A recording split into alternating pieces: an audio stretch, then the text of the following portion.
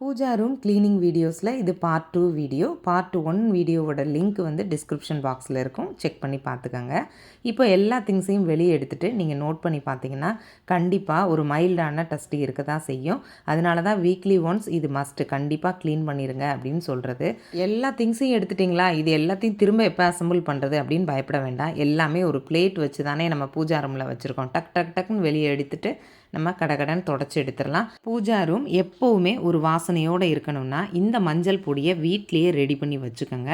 இந்த மஞ்சள் பொடி உங்களுக்கு நிலைவாசலில் யூஸ் பண்ணலாம், பூஜை அறையில் யூஸ் பண்ணலாம், பொட்டு வைக்கிறதுக்கு யூஸ் பண்ணலாம்.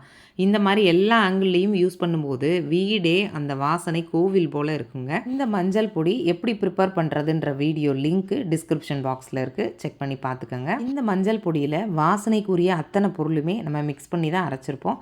ஸோ வீடு துடைக்கும் போது கூட இந்த மஞ்சள் பொடியில் ஒரு 1/2 டீஸ்பூன் அளவு மிக்ஸ் பண்ணி தொடங்க, நல்ல வைப்ரேஷனும் இருக்கும் வீட்டில். இப்போது பூஜா ரூம் துடைக்கிற தண்ணியில் கொஞ்சம் பன்னீரும் இந்த பொடியோட ஒரு 1/2 டீஸ்பூன் அளவு மிக்ஸ் பண்ணி அந்த தண்ணி வச்சு பூஜா ரூம் க்ளீன் பண்ணும்போது பூஜை அறை அந்த 1 வீக் ஃபுல்லாகவே அந்த வாசனை இருக்குங்க. பச்சை கற்பூர வாசனை, ஏலக்காய் வாசனை, இப்படி அந்த பூஜை ரூமை கிராஸ் பண்ணும்போதெல்லாம் உங்களுக்கு ஒரு நல்ல ஸ்மெல் இருக்கும். நல்ல நறுமணம் உள்ள இடத்துல தான் மகாலட்சுமி வாசம் செய்வாள் அப்படின்றது ஐதீகம்.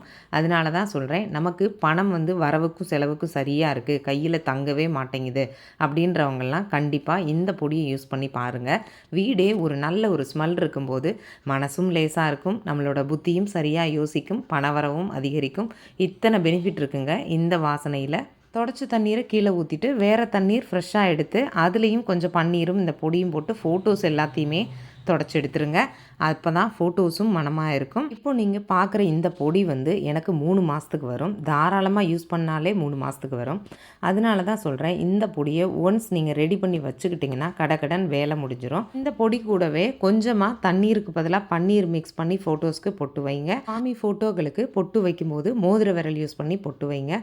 அதே மாதிரி மஞ்சள் வச்ச உடனேயே குங்குமம் வச்சிட வேண்டாம், ஏன்னா அந்த குங்குமத்தோடைய நிறம் தெரியாது. எனக்கு ஒருத்தவங்க சொல்லி கொடுத்த டிப்ஸ் இது.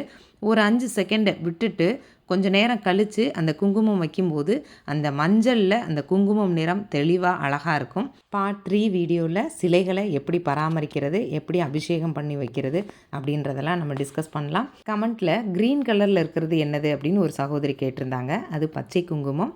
இதை பற்றி தெரிஞ்சுக்கணுன்னா கண்டிப்பாக கமெண்ட்டில் சொல்லுங்கள். நான் கூடுதல் இன்ஃபர்மேஷனோட உங்களுக்கு ஒரு வீடியோ போடுறேன்.